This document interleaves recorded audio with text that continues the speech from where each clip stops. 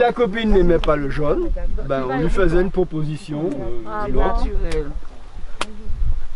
Red blanc. D'accord?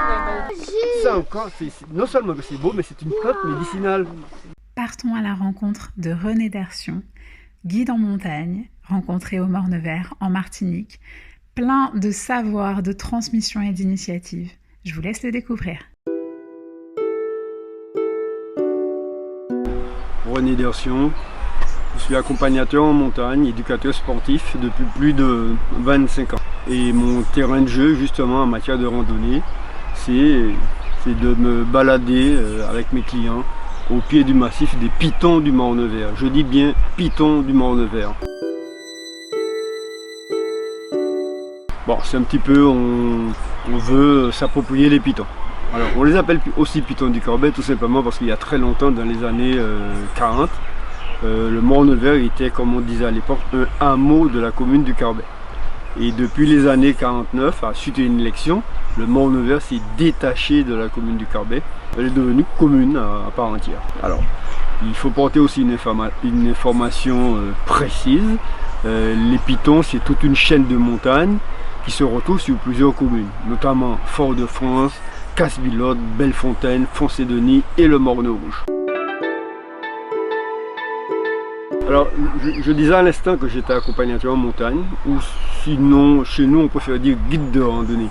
J'interviens sur tout le territoire de la Martinique, de Grand-Rivière à Sainte-Anne, la commune la plus au sud de l'île.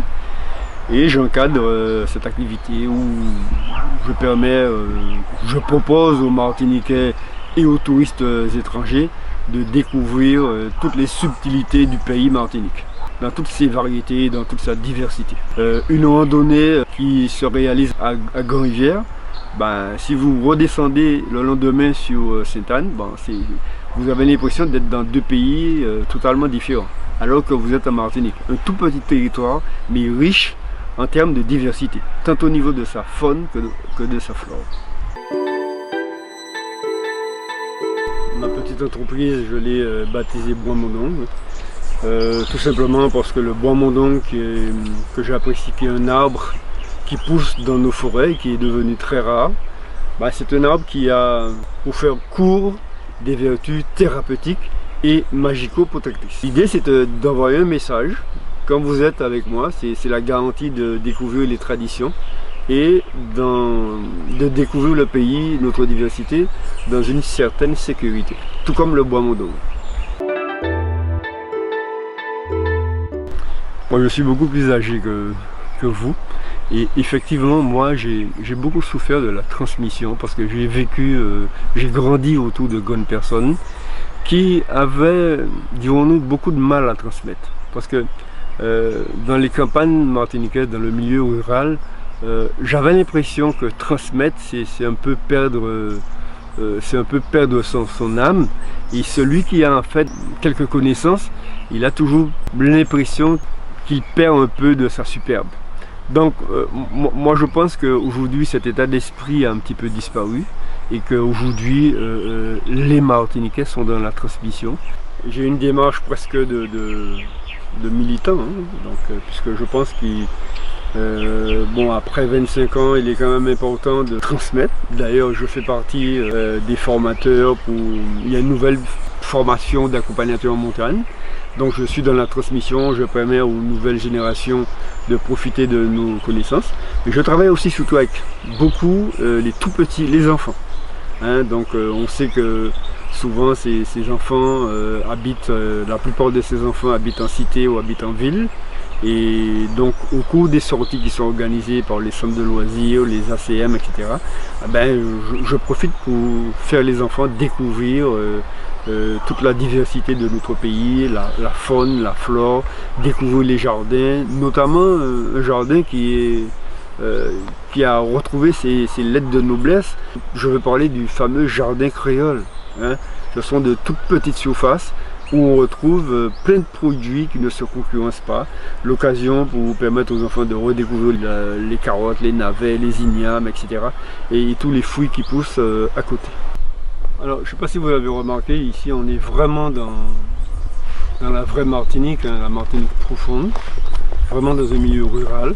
avec de petits paysans, comme on dit chez nous, de petits exploitants agricoles, qui ont de toutes petites parcelles, de tout petits lopins de terre. Et sur ce type d'agriculture, évidemment, il n'est pas question d'utiliser des produits phytosanitaires, surtout que c'est déjà assez compliqué.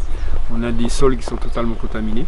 Donc le fait d'amener des enfants ici et les visiteurs, c'est le message, c'est-à-dire une autre forme d'agriculture beaucoup plus saine, beaucoup plus humaine. Donc les enfants vont voir les patates douces, du persil, des choux paumés, quelques cabris, quelques moutons qui sont dans les champs.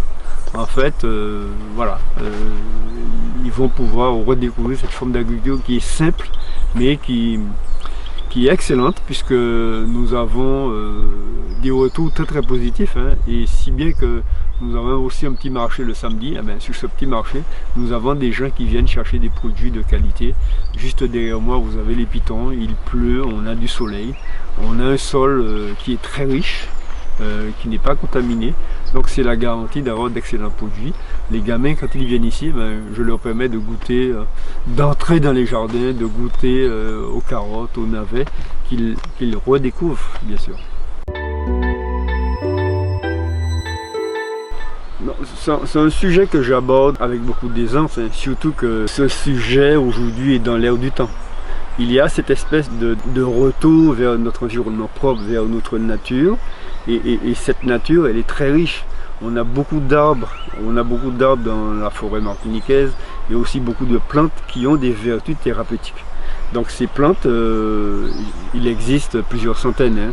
Donc c'est celles qui sont les plus communes. Au cours de mes randonnées, c'est l'occasion de permettre à mes clients ou à mes amis visiteurs, c'est l'occasion de leur permettre de les redécouvrir. C'est surtout des plantes que les gens, pour les plus grands, hein, c'est surtout des plantes qu'ils ont connues quand ils étaient enfants.